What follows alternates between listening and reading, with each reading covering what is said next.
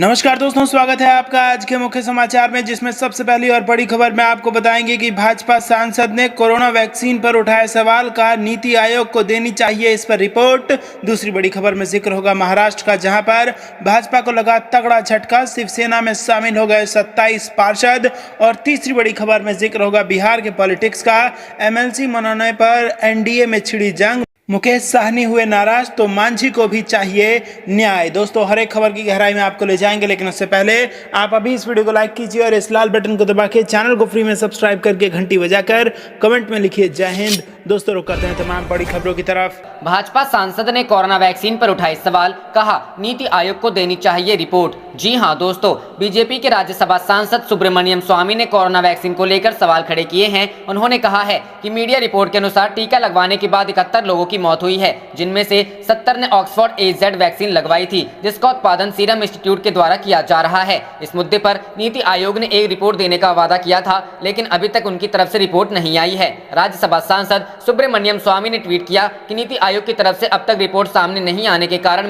मैं parliament health standing committee से उसे समन जारी करने की मांग करता हूं। गौरतलब है कि भारत में कोरोना टीकाकरण की शुरुआत के बाद से अब तक देश के विभिन्न हिस्सों में लोगों के बीमार होने और मौत की खबरें सामने आई है। कुछ में मौत के पीछे अन्य कारण होने की बात भी कही गई थी। भारत में जनवरी महीने में टीकाकरण की शुरुआत हुई थी।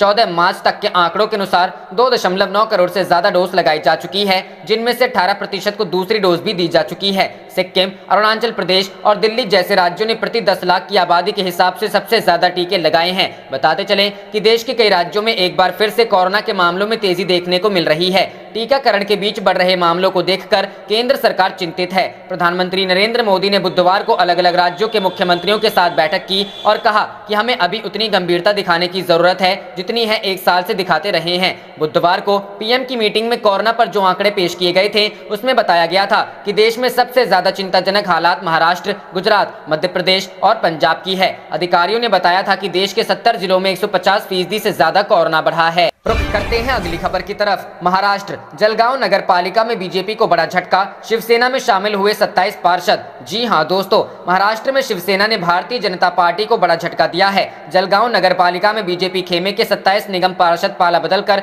शिवसेना के साथ चले गए हैं। इसके साथ ही यहां शिवसेना का कब्जा हो गया है। आपको बता दें कि गुरुवार को मेयर और डिप्टी मेयर पद के लिए चुनाव हुए थे। दोनों ही पदों पर शिवसेना ने विजयी पताका लहराया है। सांगली, मिराज, कुपवाड़ नगर पालिका हाथ से जाने के बाद यह बीजेपी के लिए दूसरा बड़ा झटका है। सांगली में राकांपा कांग्रेस गठबंधन को जीत मिली है। जलगांव के वरिष्ठ भाजपा नेता गिरीश महाजन का इस क्षेत्र में और नगर पालिका पर कब्जा था। मेयर और डिप्टी मेयर पर के लिए कोरोना के कारण यहां ऑनलाइन चुनाव आयोजित किए गए थे। जलगांव में भाजपा का साथ छोड़ने वाले पार्षदों को ठाणे के एक अलग होटल में रखा गया था। वहीं से उन्होंने वोटिंग में हिस्सा लिया। यहाँ मेयर पद पर शिवसेना के उम्मीदवार जयश्री महाजन जीते, जबकि कुलभूषण पाटिल ने डिप्टी मेयर पद का चुनाव जीता। 2018 के निकाय चुनाव में भाजपा ने 75 में से 57 सीटें जीतकर स्पष्ट बहुमत प्राप्त किया था, जबकि शिवसेना को सिर्फ 13 सीटें मिली थी। 27 पार्षदों के साथ छोड़ने के बाद बीजेपी यहां अल्पमत में आ गई और शिवसेना की ताकत बढ़कर 40 पार्षदों की हो गई। मेयर चुनाव में निर्दलीय पार्षदों ने भी शिवसेना को अपना समर्थन दिया।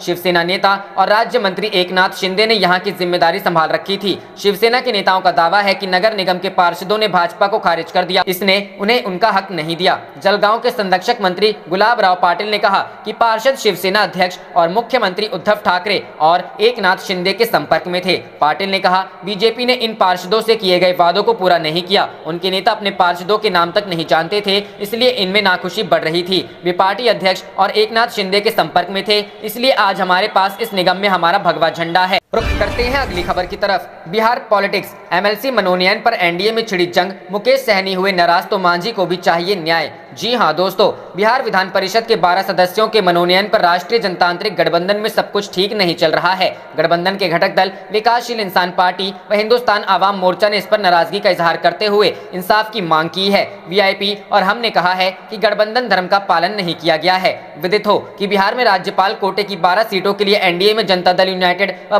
भारतीय जनता पार्टी ने अपने 6 MLC बनवाए, जबकि गठबंधन में शामिल वीआईपी व हम को कुछ भी हासिल नहीं हुआ। इससे दोनों दलों में नाराजगी है। वीआईपी के प्रवक्ता राजीव मिश्रा ने MLC मनोनयन पर कहा कि गठबंधन धर्म का पालन नहीं किया गया। पार्टी के राष्ट्रीय अध्यक्ष मुकेश सहनी ने विधानसभा चुनाव के वक्त प्रेस कॉन्फ्रेंस कर कहा था कि नोनिया समाज से हम एक MLC बनाएंगे। इस मनोनयन में वीआईपी से राय लेनी चाहिए थी। अगर वीआईपी कोटा से MLC मनोनीत नहीं कर सकते थे तो एनडीए की ओर से कर लेते। ऐसा नहीं हुआ, इसलिए वीआईपी इसका विरोध करती है। हम के राष्ट्रीय अध्यक्ष जीतन राम मांझी ने कहा कि एनडीए का हिस्सा होने के नाते हम और वीआईपी को एक सीट मिलनी चाहिए थी। हम के राष्ट्रीय प्रवक्ता दानिश रिजवान ने कहा कि मनोनयन के पहले एनडीए की रायशुमारी नहीं की गई। इसमें हम और वीआईपी जैसे सहयोगी दलों का ख्याल नहीं रखा गया। उन्होंने संकेतों में कहा कि पार्टी ऐसे मोड़ पर खड़ी है जहां कोई कड़ा निर्णय लिया जा सकता है। हालांकि हम के राष्ट्रीय महासचिव देवेंद्र मांझी ने किसी भी प्रकार के कड़े निर्णय की बात से इनकार किया। उन्होंने कहा कि पार्टी की ओर से मांग तो की ही जाती है, कोई जरूरी मान ही ली जाए। रुख करते हैं अगली खबर की तरफ। बंगाल चुनाव के लिए टीएमसी का मैनिफेस्टो जारी, हर साल 5 लाख रोजगार, किसानों को 10,000 रुपए देने का वादा। जी हां दोस्तों, पश्चिम बंगाल विधानसभा चुनाव के लिए मुख्यमंत्री ममता बनर्जी ने बुधवार को तृणमूल कांग्रेस का मैनिफेस्टो जारी कर दिया। ममता बनर्जी को पहले 11 मार्च को पार्टी का मैनिफेस्टो जारी करना था, लेकिन 10 मार्च को नंदीग्राम में चुनाव प्रचार करने के दौरान चोट लगने की वजह से उन्हें यह कार्यक्रम स्थगित करना पड़ गया था। इसके बाद पार्टी ने आज मैनिफेस्टो जारी कर दिया। पार्टी ने हर साल 5 लाख लोगों को रोजगार, किसानों की आर्थिक सहायता राशि को बढ़ाकर 10,000 प्रति वर्ष समेत कई अन्य वादे किए हैं। तृणमूल कांग्रेस ने वादा किया राज्य में फिर से उनकी सरकार बनने पर लाखों नौकरियां दी जाएंगी। मैनिफेस्टो जारी करते हुए ममता बनर्जी ने कहा, हम बेरोजगारी कम करेंगे, 1 साल में 5 लाख रोजगार के अवसर पैदा करेंगे। ममता ने कहा कि जब टीएमसी सत्ता में आई तो हमारा राजस्व लगभग 25,000 करोड़ रुपए था, अब यह 75,000 करोड़ रुपए से अधिक है। टीएमसी ने किसानों के लिए वार्षिक वित्तीय सहायता 6,000 रुपए से बढ़ाकर 10,000 रुपए करने का वादा किया है। इसके अलावा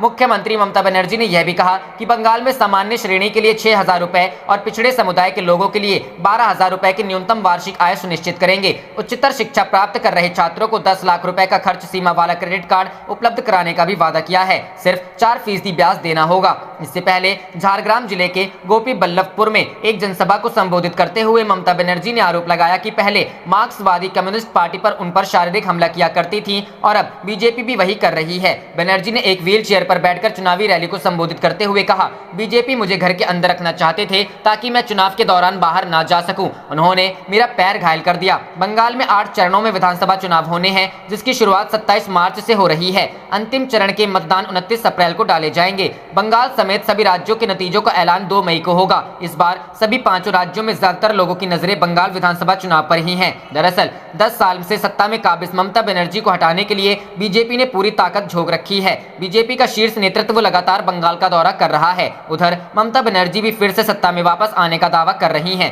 बंगाल की नंदीग्राम सीट से ममता बनर्जी मैदान में हैं, जबकि उनके सामने उनके ही पुराने साथी रहे शुभेंदु अधिकारी हैं। रुख करते हैं अगली खबर की तरफ। अपने राज्य से बेखबर योगी बंगाल और असम की कानून व्यवस्था सुधारने में व्यस्त। अखिलेश, जी हां दोस्तों, समाजवादी पार्टी अध्यक्ष अखिलेश यादव ने उत्तर प्रदेश के मुख्यमंत्री योगी आदित्यनाथ पर तंज कसते हुए कहा कि प्रदेश और इसकी राजधानी लखनऊ में अपराधी बेलगाम हैं, मगर मुख्यमंत्री इससे बेखबर होकर पश्चिम बंगाल और असम की कानून व्यवस्था सुधारने में व्यस्त हैं। यादव ने पश्चिम बंगाल और असम में जल्द होने वाले विधानसभा चुनाव के लिए भाजपा के प्रचार में इन दिनों व्यस्त मुख्यमंत्री आदित्यनाथ पर हमला करते हुए बुधवार को एक बयान में कहा कि भाजपा राज में अपराधी बेखौफ होकर पुलिस पर ही हमलावर हो रहे हैं। पुलिस का मनोबल गिरा हुआ है। अपराधी सत्ता संरक्षित होने के कारण निडर है कि उन पर हाथ डालने वाला पुलिसकर्मी ही निलंबित होगा। उन्होंने कहा, महिला अपराधों को रोकने के खोखले दावे करने वाली भाजपा सरकार और उसके मुख्यमंत्री योगी पूरी तरह नाकाम हो चुके हैं। यही वजह है कि योगी अपने राज्य के हालात से बेखबर होकर पश्चिम बंगाल और असम की कानून व्यवस्था सुधारने में व्यस्त हैं।